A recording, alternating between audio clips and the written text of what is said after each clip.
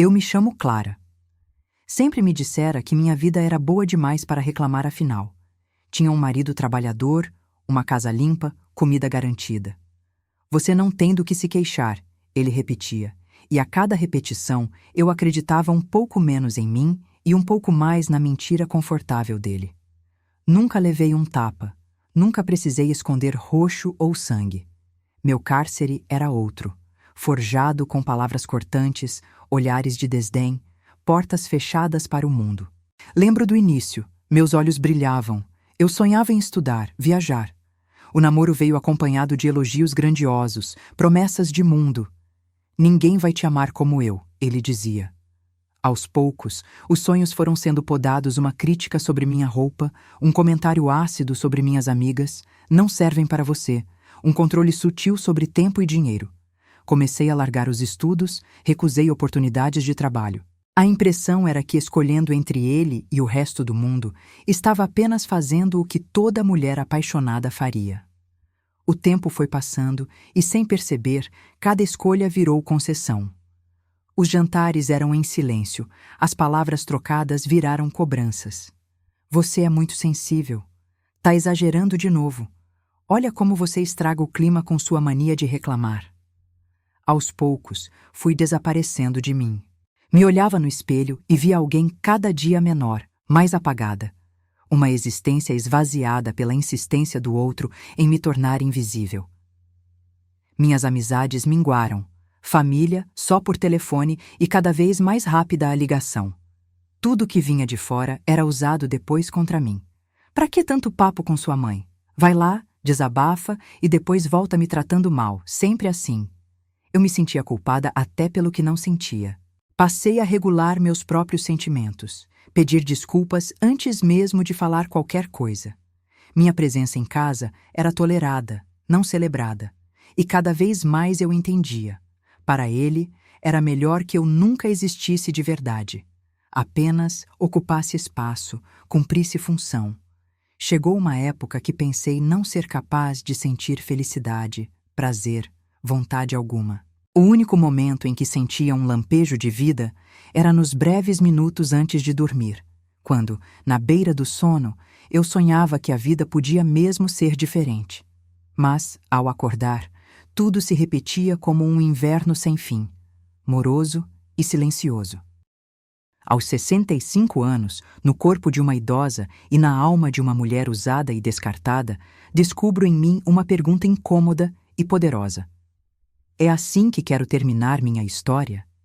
E é com esse questionamento que minha vida, de repente, começa a pedir outra resposta, uma resposta minha, para mim pela primeira vez. Demorei muito tempo para entender que o que vivi tinha nome. O abuso que não deixa marcas na pele, mas corrói por dentro, dia após dia. Tão sutil que durante décadas achei que o problema era apenas meu. Acordava todos os dias, já planejando não incomodar. Pesava palavras antes de falar, tentava adivinhar o humor ao menor ruído de prato ou ao barulho do jornal sendo aberto na cozinha. Os pequenos gestos que um dia foram naturais, sorrir, dançar, cantar para o rádio, passaram a ser engolidos em seco, guardados como pecados invisíveis. Ele me olhava com aquele ar de enfado, revirava os olhos se eu ousava discordar. À mesa, perguntas triviais viravam inquéritos. Por que comprou isso? Gastou tudo isso no mercado? Eu sentia minha existência se limitar ao papel de cuidadora, dona de casa, alguém sempre à margem. Se por acaso eu falava de um sonho antigo, vinha aquela risada seca. Na sua idade? Esquece, isso não é mais para você. Aos poucos, fui perdendo vontade de sair. Amigos me ligavam, eu inventava desculpas. Hoje estou cansada, ajudo ele aqui.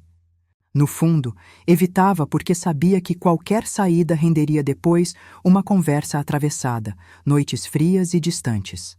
Até meus próprios aniversários viraram cerimônia vazia, um bolo comprado por obrigação, um parabéns murmurando à pressa para acabar logo.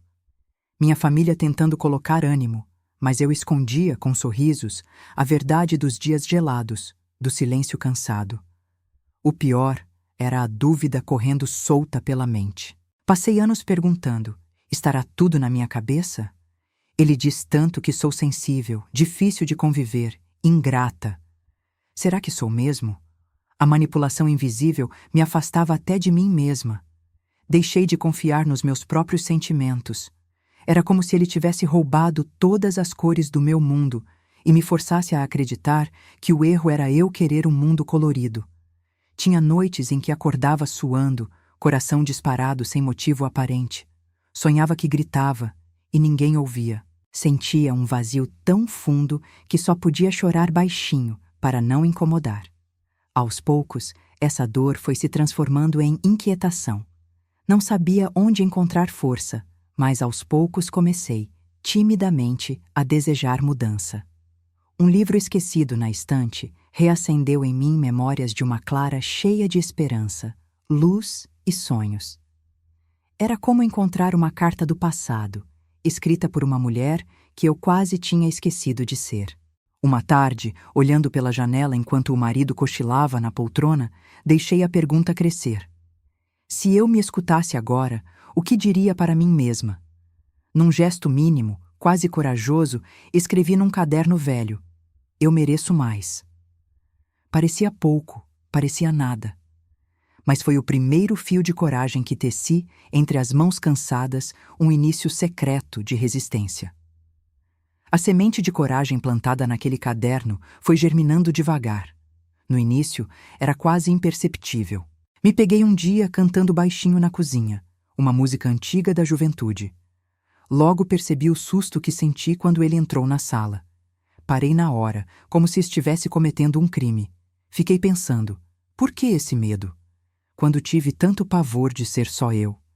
Decidi então fazer pequenas rebeldias silenciosas. Voltei a usar um perfume que gostava, mesmo sabendo o que ele implicava. Tomei um tempo a mais olhando para o céu no quintal, sentindo o sol no rosto, ouvindo os passarinhos, fugindo por minutos do ar pesado da casa. Comprei um caderno novo e comecei a escrever tudo o que sentia. Derramei nele minhas saudades, minhas fraquezas e meus desejos secretos. Descobri que ali encontrava refúgio. As palavras escritas tinham o poder de devolver vida à minha história. Comecei também a ligar para uma amiga antiga, sempre rápido e só nos horários em que ele saía. Falávamos da infância, dos filhos, de pequenas notícias do bairro. Nesses poucos minutos, sentia a vida retornar. Minha amiga me lembrava de quem eu era antes, de como era fácil rir e inventar planos bobos para o futuro. O medo, porém, ainda amarrava cada gesto. Bastava ele chegar mais cedo do trabalho e tudo desmoronava. Caminhava pé ante pé, me policiando para não gerar perguntas ou discussões. No fundo, não era só pavor do que vinha da boca dele, mas da força que ele parecia ter de apagar minha vontade. Às vezes, me olhava no espelho e via só a sombra de alguém.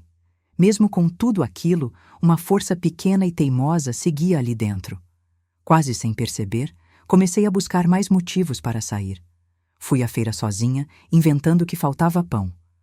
Cumprimentei a vizinha no portão, escutei a fofoca da rua. Um dia, aceitei um convite para andar na praça, algo simples, mas sentia o coração bater forte, como quem desafia um gigante. Senti medo de que ele soubesse, mas ao mesmo tempo senti alívio ao existir para além do olhar dele. Esses gestos eram ensaios de liberdade, ensaios de quem deseja, mais do que tudo, reencontrar a própria voz. Sabia que o caminho era longo. Temia perder o pouco de estabilidade, temia julgamentos e solidão. Ao mesmo tempo, entendia que só encarando o próprio medo conseguiria sair de vez da prisão invisível onde vivi metade da vida. Pela primeira vez, torcia para que aquela faísca de coragem não se apagasse. Começar a reconstituir minha autoestima foi como tentar montar um quebra-cabeça de peças que nunca foram minhas. Eu olhava para mim e tentava encontrar onde, em meio a tantas críticas e manipulações, tinha deixado de existir. No início, a vergonha era minha maior companheira. Ainda era difícil acreditar que eu merecia amor, paz, respeito. Mas pela primeira vez, tomei uma decisão só minha: buscar ajuda. Procurei na internet discretamente grupos de apoio, li depoimentos que pareciam falar da minha vida. Mulheres contavam suas histórias, revelavam dores invisíveis, e eu percebia que não estava sozinha. Se elas conseguiram sair daquela areia movediça, talvez eu também pudesse. Escrevi para um desses grupos, ainda sem coragem de ir a um encontro. Só de contar um pouco por mensagem, já senti um alívio. Alguém finalmente dizia: "Isso que você sente é real. É abuso sim, é dor legítima." Passei a conversar com uma psicóloga do posto de saúde. No começo, era quase um sussurro. "Acho que tem algo errado comigo, doutora. Me sinto cansada, triste, perdida." Aos poucos, fui contando mais, amarrando lembranças, dizendo timidamente que meu marido me fazia duvidar de mim mesma. Ela me ouviu sem pressa, sem julgamento. Pela primeira vez, tive espaço para ser ouvida, para existir sem precisar me explicar. Comecei também a mudar pequenas coisas na rotina da casa. Decidi voltar a ler. Peguei livros esquecidos na estante. Inventei receitas novas, escrevi poesias, tirei uma tarde para visitar uma prima afastada.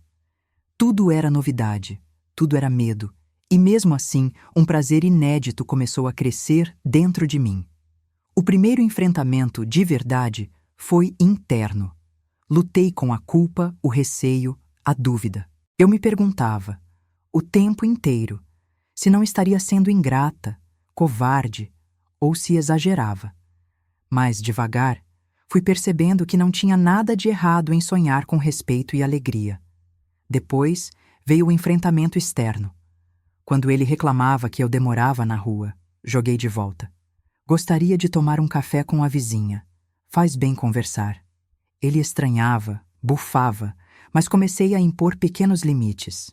Cada não era conquistado a duras penas, com lágrimas e insegurança, mas aos poucos minha coragem foi crescendo. Sei que aquele processo estava apenas começando. As peças do quebra-cabeça finalmente estavam sendo mexidas uma a uma.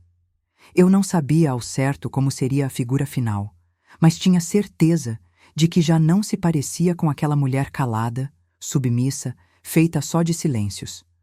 Conforme minha vontade foi se firmando, percebi que não precisava atravessar aquele caminho sozinha. As conversas com a psicóloga me fortaleceram aos poucos. Ela me dizia: "Você, Clara, precisa se escutar. Precisa se olhar com o mesmo carinho que olha para os outros." Aquela frase ficou na minha cabeça por dias inteiros. Voltei a procurar amigas de quem tinha me afastado. Liguei para minha irmã, depois de anos sem uma conversa verdadeira. Quase pedi desculpas, como se a culpa pelo afastamento fosse única e exclusivamente minha. Ela me acolheu como se nunca tivéssemos ficado distantes, dizendo que sempre sentiu que havia algo errado. Juntas, relembramos infância, famílias unidas em festas, as primeiras conquistas da juventude. Falar do passado me fez enxergar com clareza o contraste do presente, me deu ainda mais certeza de que era possível recomeçar. Fui à casa de uma vizinha que sempre demonstrou gentileza. Tomei café, ouvi histórias, vi minhas mãos tremerem de leve ao segurar a xícara, sentindo a liberdade simples de sair de casa para visitar alguém. Cada vínculo fortalecido era um muro da prisão emocional sendo derrubado, tijolo por tijolo. Minha rede de apoio, ainda que pequena, se tornou a base da minha resistência. No ambiente da minha casa, mantive firmeza ao impor novos limites. Parei de pedir desculpas por tudo. Se ele reclamava da comida, eu dizia: "Hoje quis experimentar algo novo. Gosto desse sabor." Respondi com gentileza, mas sem submissão. Algumas discussões vieram, é verdade, mas algo havia mudado. Comecei a não mais recuar em todos os conflitos. Não era falta de respeito, era apenas vontade de ser ouvida. No meu quarto, à noite, fazia planos. Pensei em procurar um curso de artesanato, estudar algo que me desse prazer. Imaginei até vender meus trabalhos na feira da cidade. Pela primeira vez em muitos anos, voltei a sonhar. Fiz listas do que desejava aprender, pessoas que queria reencontrar, lugares para visitar, próprios hobbies. A esperança não era mais só um pensamento distante, era desejo real, um projeto de vida. Levou tempo até entender, mas percebi que a maior mudança não era no mundo fora de casa, era dentro de mim. Ao me permitir buscar alegria e afeto longe da presença dele, fui descobrindo uma força adormecida. Não precisava mais da validação do marido, nem tinha que inventar desculpas para existir. Eu era, afinal, a dona da minha própria história. A sensação de autonomia era tão nova quanto deliciosa. Aos poucos, fui conquistando pequenos territórios na minha própria vida. Inscrevi-me em um curso de artesanato no centro comunitário, mesmo sabendo do desdém do meu marido. Ele até disse, com um sorriso frio, que seria perda de tempo. Ignorei o comentário, segui em frente. No primeiro dia de aula, as mãos tremiam de expectativa, mas o coração batia forte, de empolgação verdadeira. Conheci mulheres de todas as idades, cada uma com sua história de dor e superação. Nos intervalos, contávamos casos, nos apoiávamos, aprendíamos juntas a fazer flores de tecido, tapetes e poesias. Minha casa foi se transformando aos poucos. Abri as cortinas, troquei o colcha da cama por uma de cores vivas, pendurei quadros simples pintados por mim mesma. Coloquei música para tocar pela manhã, experimentei dançar sem medo de ser julgada. Pequenos gestos, mas cada um deles servia para marcar que aquele espaço era meu também. Não apenas dele. A vizinhança percebeu a diferença. As pessoas me cumprimentavam de outro jeito, com sorrisos verdadeiros, admirando o brilho novo no meu olhar. Uma jovem do bairro se aproximou depois de uma aula e confidenciou: "Você é inspiração para mim, Dona Clara. Se a senhora pode mudar, então não é tarde para ninguém." Essas palavras me emocionaram profundamente. Eu jamais imaginei que poderia ser exemplo para alguém. Os filhos, já adultos, começaram a visitar mais. Perceberam que o ar da casa estava mais leve, que havia menos silêncio e mais conversa. Contei para minha filha sobre as aulas, mostrei meus trabalhos, dividi receitas, pedi conselhos sobre plantas. O relacionamento familiar se transformou, tornou-se laço de afeto, não de obrigação. Meu marido, vendo as mudanças, tentou retomar o controle. Mas a cada tentativa, eu estava mais firme. Se tentava me diminuir, respondia com tranquilidade: "Eu gosto assim, não vou voltar atrás." As discussões perderam força. Senti que, quanto mais eu florescia, menos espaço ele tinha para o controle que exercia. Foi aprendendo, à força, a conviver com a nova mulher que renascia diante dele. A cada dia, a vida se preenchia de ainda coragem. Olhar no espelho já não era motivo de tristeza. Enxergava ali uma mulher mais forte, disposta, pronta para pensar no futuro sem medo. Pela primeira vez em tantas décadas, sentia orgulho do próprio caminho. O tempo, aliado paciente, consolidou cada conquista como um degrau seguro na escalada pela minha liberdade interior. Deixar de me definir pelos olhos e opiniões do marido foi o passo mais poderoso da minha existência. Meu amadurecimento tornou-se visível aos outros, mas principalmente a mim mesma. Passei a perceber detalhes antes ignorados. Meus sentimentos, antes rejeitados, finalmente ganhavam voz. Permiti-me sentir raiva, frustração, alegria e até saudade daquela Clara que ficou adormecida por tanto tempo. Aprendi a não me culpar pelos anos calada, mas a agradecer pelo despertar, ainda que tardio. Encontrei beleza nas minhas próprias rugas, história em cada fio branco e verdade nos meus sorrisos espontâneos. A convivência com meu marido deixou de ser uma imposição. Tomava as rédeas das conversas, escolhia se queria ou não companhia no jantar, fazia planos sem pedir licença.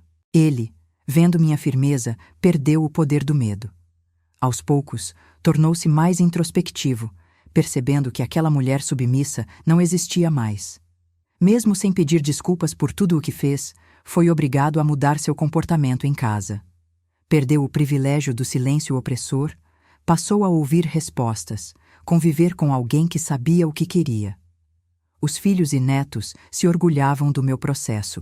Em reuniões de família, faziam questão de pedir minha opinião, destacar minhas conquistas, me incluir em planos para o futuro.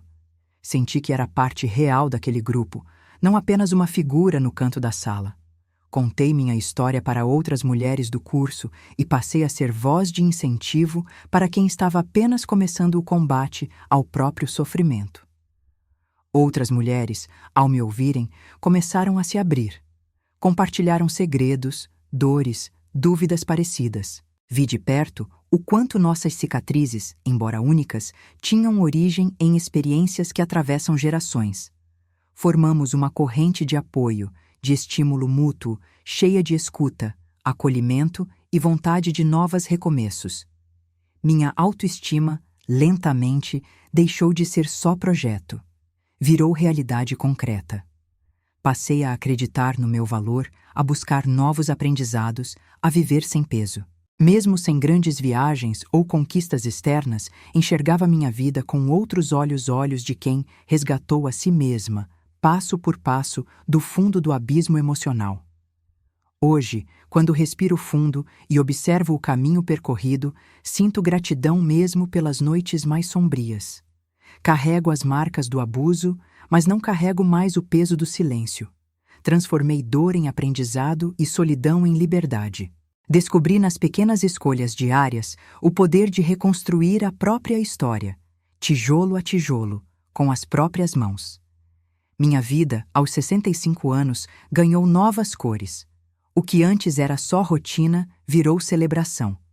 O café compartilhado com amigas, o orgulho de uma peça de artesanato pronta, o carinho de um neto no colo, a leitura de um livro que me faz sonhar outra vez. O respeito próprio reencontrado me fez mais leve, mais forte, mais dona de mim.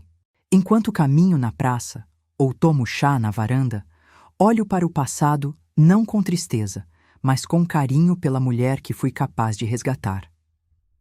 Muitas de nós carregam feridas que não aparecem facilmente. Que fique claro, abuso não precisa ter marca roxa para ser brutal. Toda mulher merece paz, merece ser escutada e respeitada, merece escolher o próprio destino sem medo. Minha mensagem hoje é direta. Não importa sua idade, sua história, nem o tempo que ficou presa aos grilhões da manipulação. Sempre existe uma chance de recomeçar. E quando o primeiro passo parece impossível, lembre-se que ele pode ser minúsculo, quase invisível, mas ainda assim colossal. Procure apoio, permita-se sonhar, construa vínculos sinceros e nunca aceite menos do que a alegria verdadeira. Que meu exemplo inspire outras claras, silenciosas a despertar. Compartilhe essa história, inscreva-se no canal e ajude a espalhar esperança. A vida, por mais longa que seja, merece ser vivida em verdade, leveza e alegria, mesmo que o recomeço só venha no último capítulo. Se eu conseguir, você também pode. Nunca duvide disso. Transformar a própria vida não é fácil, e ninguém precisa enfrentar essa batalha sozinha. O abuso invisível destrói sonhos, rouba a identidade, mas nunca será maior do que a coragem escondida em cada mulher. A minha história prova que, mesmo depois de décadas de opressão silenciosa, é possível se erguer, florescer e inspirar outras pessoas ao redor. Acredite, você merece ser feliz, merece se sentir viva de verdade. Se essa história tocou seu coração, não guarde isso para si. Compartilhe este vídeo com mulheres que precisam ouvir que liberdade emocional é direito, não luxo. Inscreva-se no canal e faça parte de uma comunidade onde força, empatia e aprendizado andam de mãos dadas. Deixe seu comentário contando sua experiência, coragem ou dúvida. Seu depoimento pode ser a faísca que faltava na vida de quem está no silêncio. Juntas, podemos romper o ciclo do abuso, espalhar esperança e mostrar ao mundo que nunca é tarde para recomeçar. Não espere mais. Escolha você, agora. Seu renascimento começa no instante em que você decide dar o primeiro passo,